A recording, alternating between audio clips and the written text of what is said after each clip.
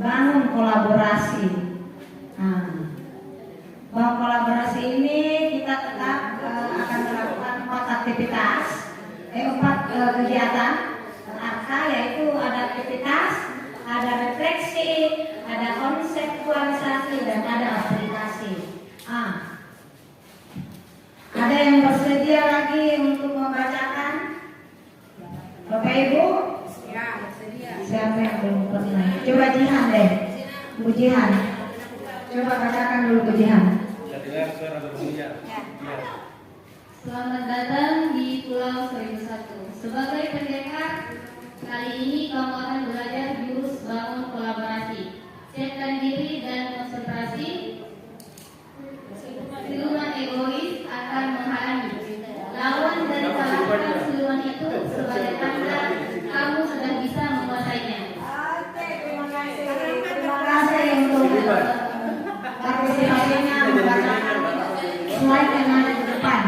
Jadi Bapak Ibu, di sini di 7 jurus PKI itu masuk dalam jurus ke-6 membangun kolaborasi. Tadi sudah dibacakan. Mari kita melakukan simulasi kolaborasi. Jadi saya akan membentuk kelompok.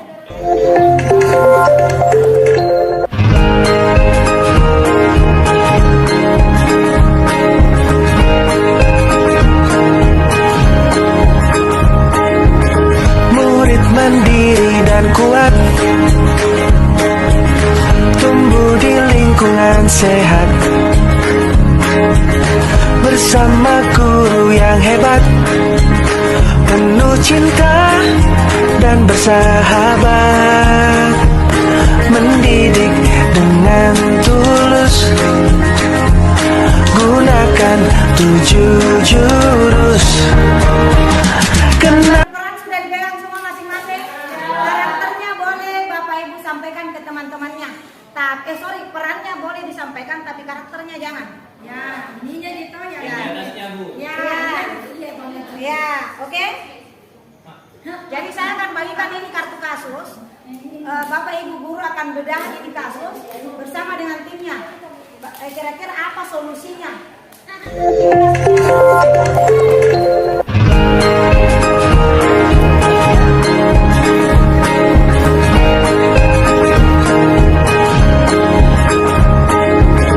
Murid mandiri dan kuat, tumbuh di lingkungan sehat, bersama guru yang hebat, penuh cinta.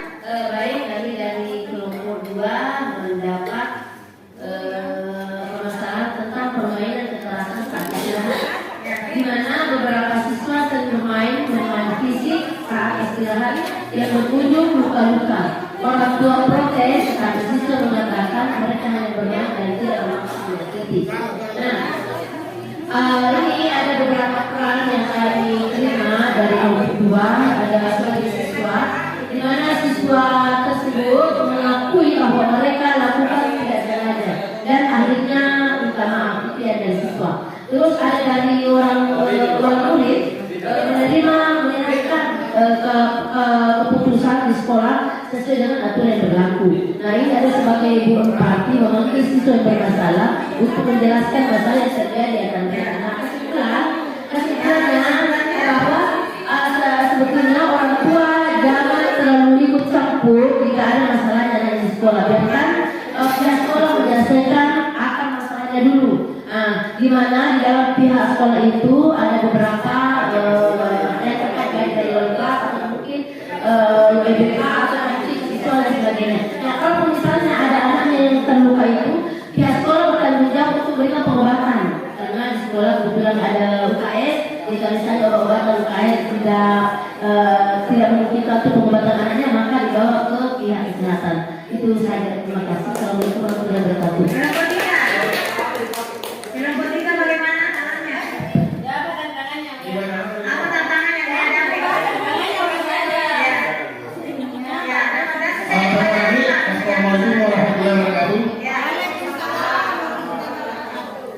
Dengan membacakan yang kami dapatkan ini, pertama siswa ini tidak fokus belajar, belajar harapan karena dalam ekonominya dan ekonomi keluarga. Sehingga guru mau membantu tapi takut mau keluar. Jadi berdasarkan usulan dari teman-teman yang lain, masukan dari teman utama sekali mengusulkan ide guru tentang kondisi siswa, menghubungi komite sekolah wali murid untuk mengatasi masalah tersebut. Siapa tahu bisa membuka program orang tua asuh akomodasi. Kemudian ada juga berpendapat biarkan saja asalkan tidak mengganggu temannya yang lain saat proses pembelajaran. Kemudian memberikan bantuan seperti makanan dan minuman, membicarakan dalam evaluasi kurang tersebut. Kemudian perlu pendekatan orang tuanya. Berarti ada keterlibatan orang tua di situ Pak ya? Ya. Ada yang saya ingin tanyakan, adakah tantangan kita saat menghadapi tadi masalah? Ada masalah Bapak Ibu dari segi apanya hasil diskusi tadi? Ini memang pasti ada karena berbagai macam karakter. Iya betul. Dan untuk menghasilkan satu solusi harus didiskusikan bersama dari berbagai karakter itu, dan yang paling penting adalah bagaimana sikap kepala sekolah ketika menyelesaikan itu. Terima kasih. Sebagai penanya jawab. Nah, terus bagaimana keterlibatan timnya Bapak Ibu? Keterlibatan tim? Keterlibatan tim dalam menyelesaikan masalah? Keterlibatan tim? Bagaimana keterlibatan timnya? Baik, terima kasih. Kalau kami dari kelompok 1 tim kami sangat luar biasa atas saran atau apa yang diberikan dari kasus tersebut. Berbagai macam saran diberikan, tapi semuanya hebat. Nah, berarti apa yang kita diskusikan sesuai dengan harapan Bapak Ibu ya? Ya. Artinya ada solusi yang kita temukan setelah menganalisa atau membedah kasus yang dibagikan. Oke, terima kasih. Kita akan masuk di materinya.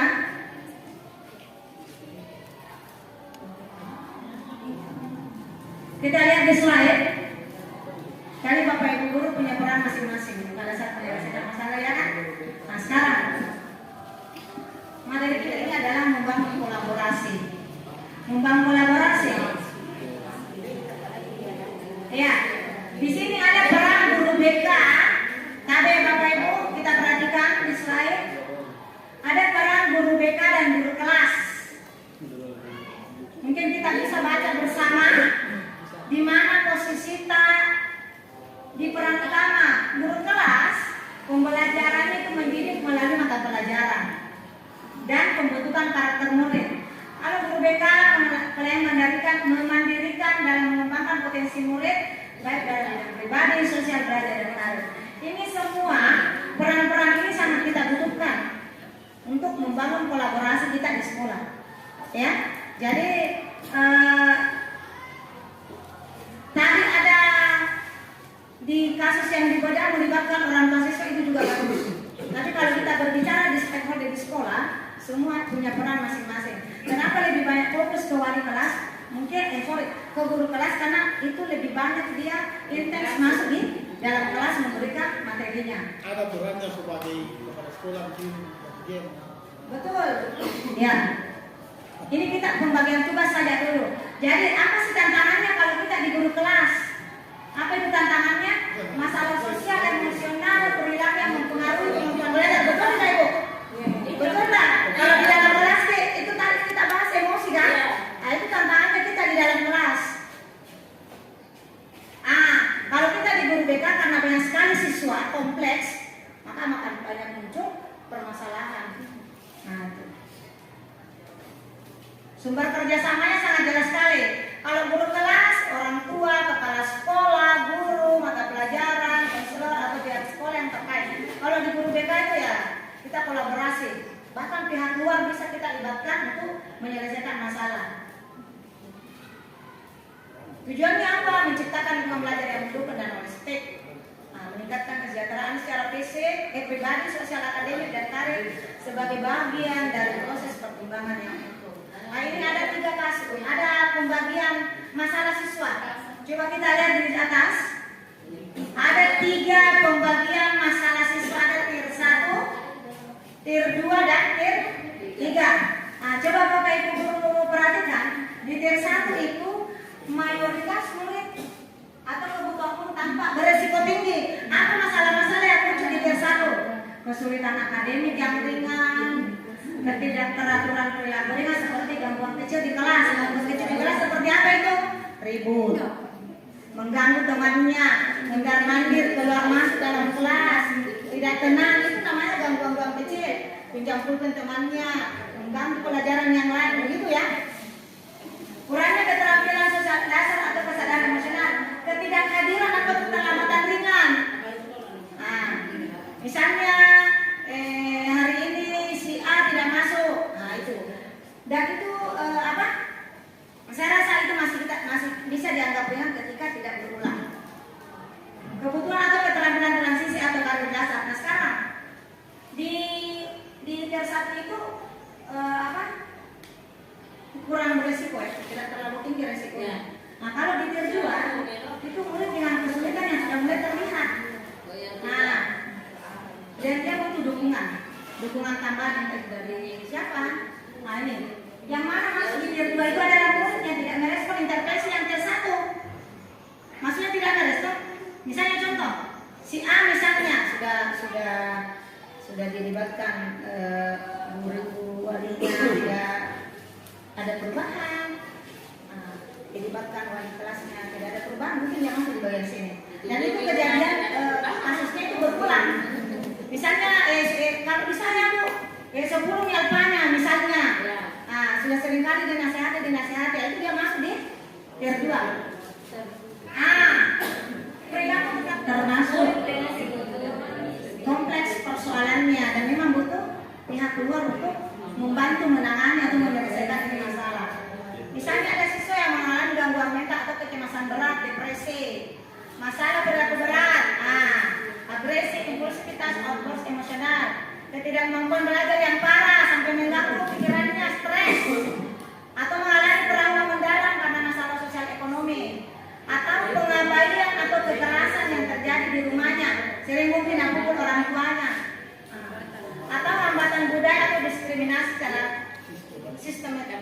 Nah, siswa inilah yang perlu kita tangani secara bersama. Ketika sekolah tidak mampu menyelesaikan ini masalah, kita bisa memanggil pihak luar untuk membantu anak kita ini menyelesaikan masalah. Misalnya contohnya begini, kalau ada siswa kita yang terlibat dalam kasus narkoba, itu kasus narkoba itu kan kita tidak bisa selesaikan hanya di sekolah saja.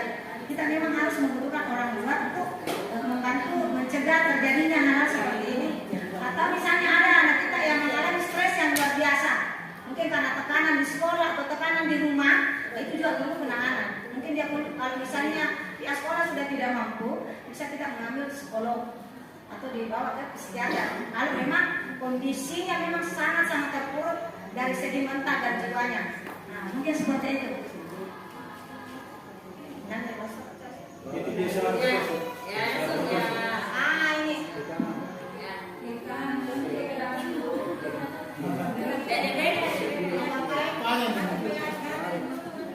Ini mekanismenya Bapak Ibu ya. Tapi diperhatikan ini mekanismenya. Anak-anak kita itu di bawah itu adalah masalah siswa. Ketika masalah siswa itu ringan, tadi sudah dibahas di tes 1, siapa yang bisa kita libatkan? Kalau di tes 1 tadi siapa yang kita bisa libatkan? Kalau misalnya kasus siswa itu ringan, siapa yang dilibatkan tadi? Wali kelas. Wali kelas, bisa juga guru piket. Ya, betul. Jadi harapannya itu sangat jelas. Fungsi kita di sekolah itu apa? Jadi disinilah dibutuhkan kolaborasi. Jangan hanya guru BK yang menyelesaikan masalah, tapi kita bekerja sama, baik itu mata pelajaran ataupun guru wali ataupun guru wali kelas. Semua punya tugas masing-masing. Jadi jangan kalau ada apa-apa minta tolong dulu tangani biar bolos guru BK juga. Kita tetap akan mendampingi Bapak Ibu guru mengatasi masalahnya. Tapi ada jenjang-jenjang atau mekanisme yang harus kita lalui dulu. Jadi alhamdulillah teman-teman kayaknya sudah bisa paham itu mekanismenya karena yang saya berada sekarang ini sudah berjalan sesuai dengan fungsinya Bapak Ibu guru di sekolah. Tadi yang kasus berat itu kita memang perlu mitra. Yang saya bilang tadi kita libatkan pihak luar kalau memang kita butuhkan untuk menangani itu masalah. Itu makanya kita bermitra. Ya, itu jelas sekali. Kalau misalnya ada masalah dengan fisiknya atau apanya, kita ke dokter.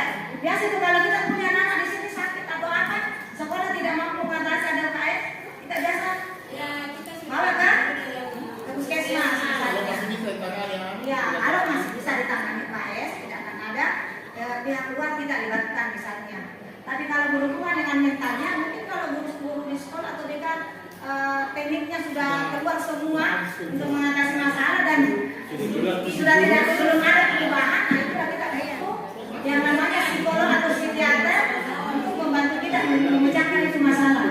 Jadi koordinasi dengan kepala sekolah setiap masalah Bapak Ibu tetap kita harus sampaikan ke kepala sekolah. Jadi jangan kalau ada masalah bisa diatasi tidak apa-apa, tapi yang dikhawatirkan kalau masalah itu berat tidak ditahu, itu yang kita khawatirkan. Karena bagaimanapun penanggung menjawab di sekolah itu adalah kepala sekolah.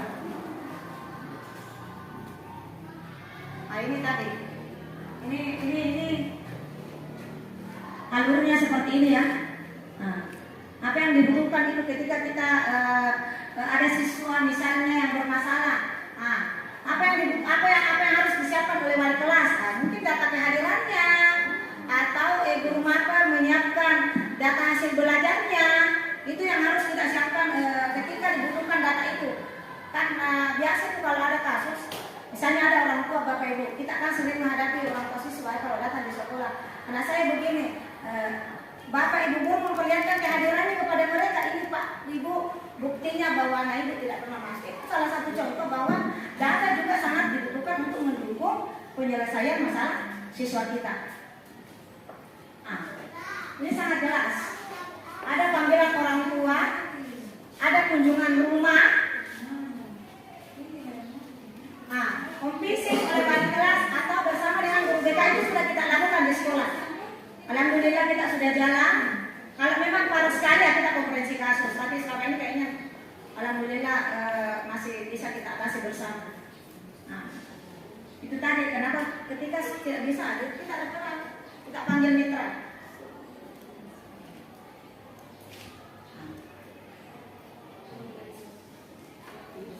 Nah, ini kolaborasinya. Kita identifikasi dulu masalahnya siswa. Nah, kita mencari tahu dulu kenapa ini anak. Nah, terus yang kedua kita diskusi awal. Ada seperti ini masalah, kita bicarakan. Yang ketiga, tujuan strategi apa yang intervensi apa yang akan kita lakukan. Yang keempat itu melakukan implementasi dan monitoring. Yang kelima ada evaluasi dan tindak lanjut. Dan yang keenam itu adalah melakukan dokumentasi serta komunikasi. Kenapa kita perlu libatkan orang tua dalam kegiatan penyelesaian masalah? Kenapa kita perlu libatkan? Karena ini kita butuh dukungan sebenarnya. Kita perlu dukungan dari orang tua karena di sekolah itu orang tua sebagai komite di sekolah itu kan ada ya. Di sekolah ada komite kan. Ada perwakilan mitra kita dengan orang tua siswa. Tujuannya itu adalah untuk meningkatkan efektivitas intervensi melalui dukungan konsisten di rumah dan sekolah. Jadi orang tua tahu kondisi anak di sekolah, guru tahu kondisi anak di rumah. Yang kedua itu adalah memperkuat hubungan dengan komunikasi. Bapak Ibu bisa meminta nomor HP-nya orang tua siswa untuk mencari tahu anak tak di rumah bagaimana. Kenapa lagi tidak datang ini si Amri itu? Tidak ada lagi informasinya. Di situ kita butuhkan komunikasi. Ya karena sekarang sudah canggih, ya mungkin bisa ambil nomor WA bapak Ibu anak-anak kita di rumah. Nah itu juga sangat dibutuhkan.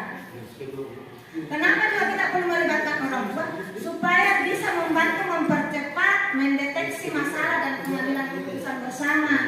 Jadi kalau ada masalah dia melakukan, tidak panjang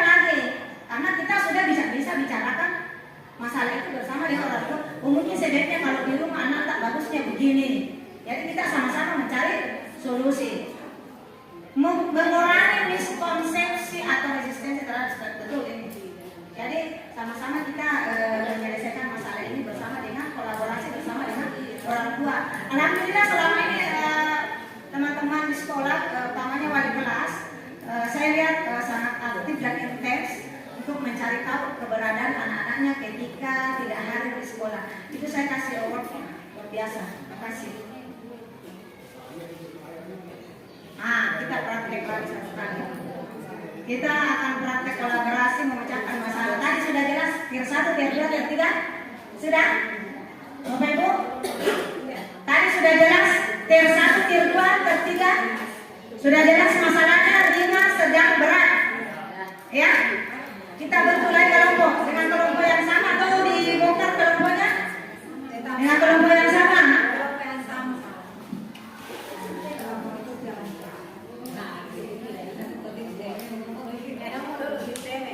Jadi tier 1 di sini. Tunggu dulu Bapak Ibu.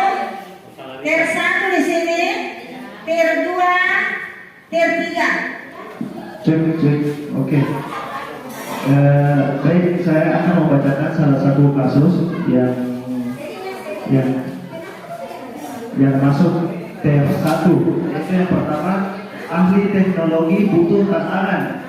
Murid yang sudah menguasai teknologi tingkat lanjut seperti coding, pembuatan aplikasi atau AI, merasa pelajaran TIK di sekolah terlalu dasar dan belum dapat pembinaan lanjutan sesuai kemampuannya. Itu tier 1. Tunggu dulu, masuk tidak tier 1 nih Bapak Ibu? Masuk tier 1 nih? Masuk tier 1 ini? Berarti dibahas di sini. Bukan ini.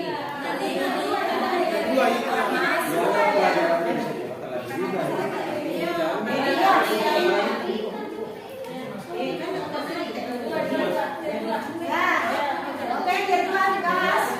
Coba yang tier 1 tadi mana? Mana tier 1? Mana tier 1? Gak usah dibacakan keseluruhan. Mana saja yang mewakili dari itu. Oke, lanjut di tier 1 yaitu sudah jadi penulis tapi diabaikan. Ada murid yang telah menulis dan menerbitkan buku secara mandiri, belum mendapatkan dukungan berarti dari sekolah, baik dalam bentuk pengakuan maupun fasilitasi pengembangan karir dan kepenulisan. Masuk tier di mana itu? Tier 2. Tier 2? Iya.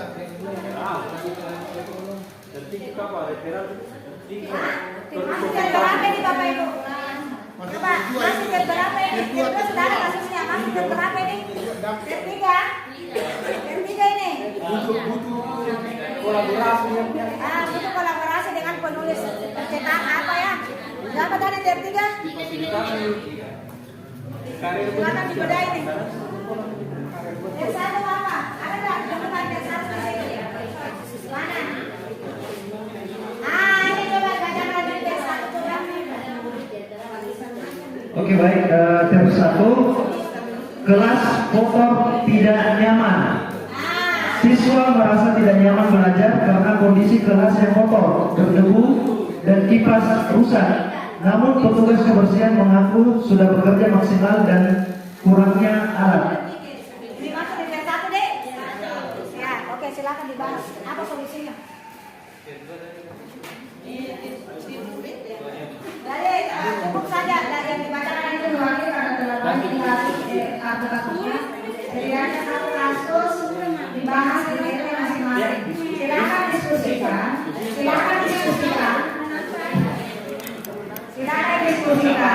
Apa solusinya untuk mengatasi masalah itu. Terus di tier 3, karena tier 3 itu melibatkan pihak luar, kira-kira apa solusinya? Di tier 2, karena bisa masuk ke sedang, silakan apa solusi pemecahan masalahnya?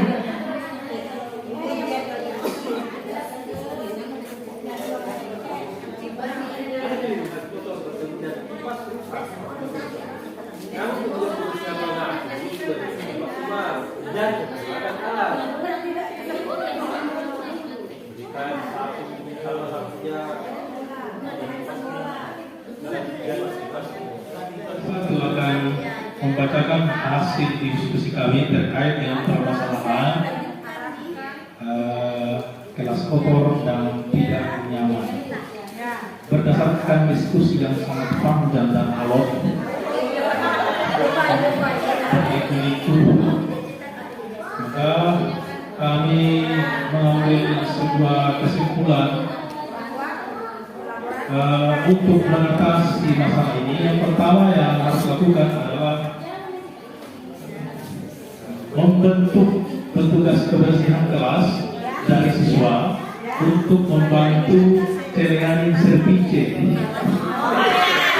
Cleaning service.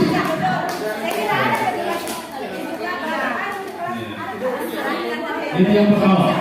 Yang kedua, mengusulkan penambahan sarana kebersihan dan perbaikan kipas angin.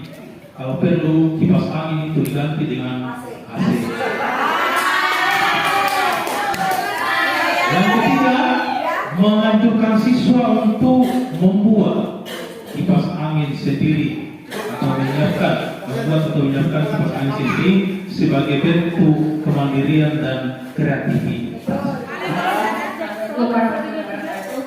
Kami dari kelompok 1 kami dikasih tugas tim 2 dengan kasus seperti ini.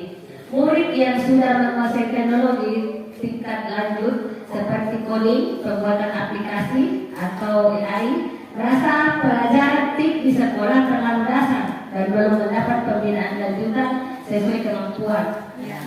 Jadi ada beberapa hal yang harus kita lanjuti. Yang pertama, kita adakan pendekatan personal. Kita adakan pendekatan personal dengan mengajak bicara secara pribadi, tapi tidak diterapkan ke teman-temannya. Jadi kita mengadakan pendekatan personal. Kemudian validasi dan penguatan dengan kita menguji, divalidasi bahwa luar biasa, hebat karena pengetahuanmu sudah sampai sebegitu tingkat tinggi.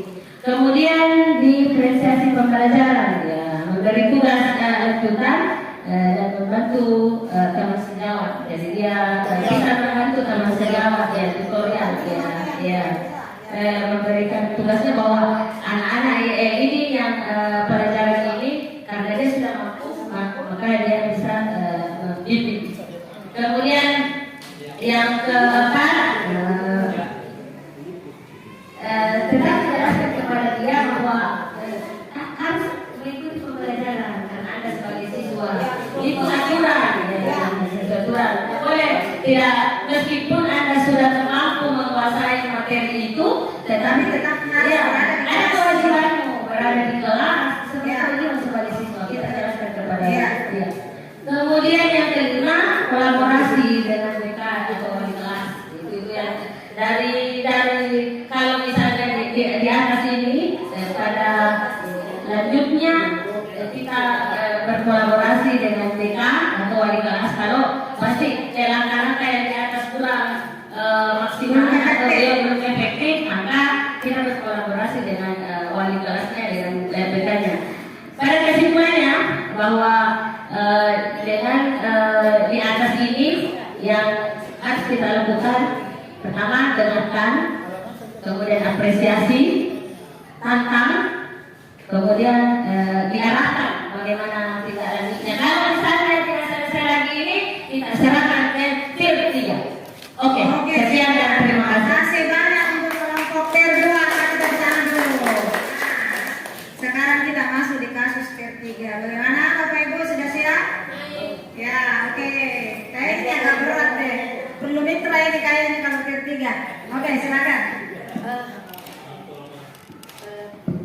Terima kasih atas kesempatan yang kali ini diberikan. Kami dari tim 3 diberikan kasus maksudnya seperti ini. Ada murid yang telah menulis dan menerbitkan buku secara mandiri, namun belum mendapat dukungan berarti dari sekolah, baik dalam bentuk pengakuan maupun fasilitasi pengembangan karir penulisan. Nah, kami berdiskusi untuk memecahkan masalah jika ada masalah seperti ini. Kami dari solusi di sekolah dulu.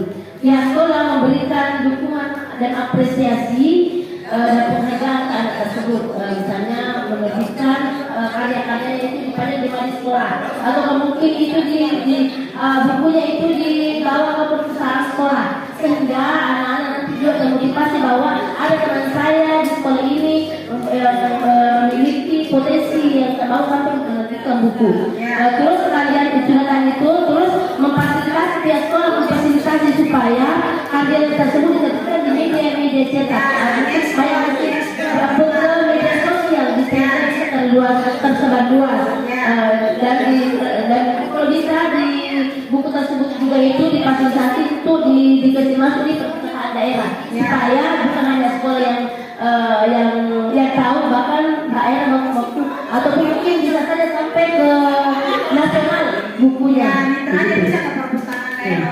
Oke, terima kasih. Assalamualaikum warahmatullahi Oke, wabarakatuh. bagaimana kalau sudah? Sudah selesai kan? Ya.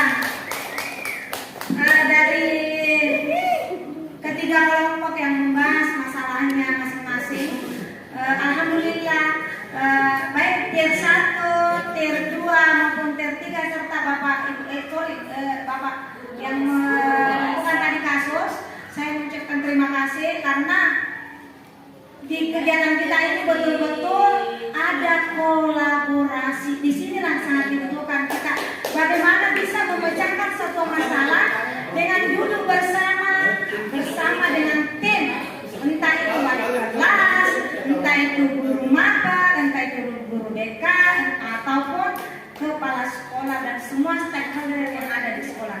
Dari kegiatan diskusi kita ini menggambarkan bahwa disinilah kolaborasi dalam sekolah itu sangat dibutuhkan supaya anak-anak kita juga yang punya masalah bisa belajar dengan tenang, belajar dengan aman dan menggembirakan.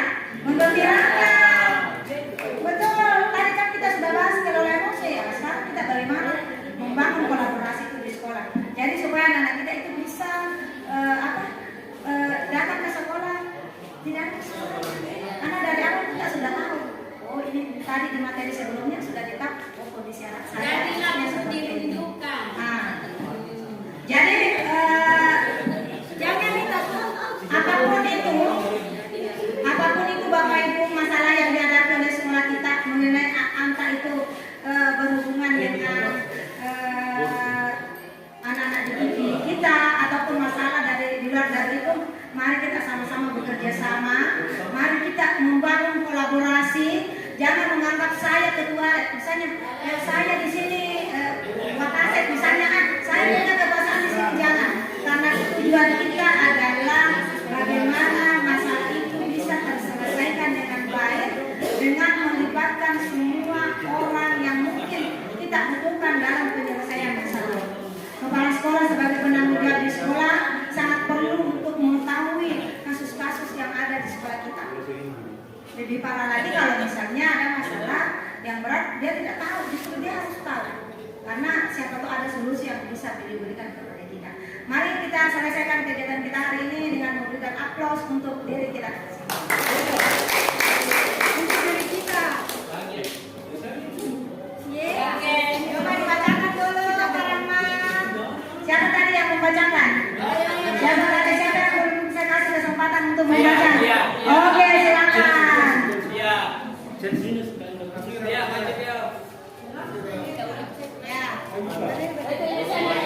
Atau bisa. Ya. Bacanya dikasih, silakan dibaca. Sahabat Chelsea, kamu sudah berhasil menguasai jurus bangun kolaborasi. Oleh karena itu, kamu pantas untuk mendapatkan pusaka tentang ini. Tinggal satu jurus terakhir yang perlu kamu kuasai. Ayo lanjutkan perjalanan. Terima kasih.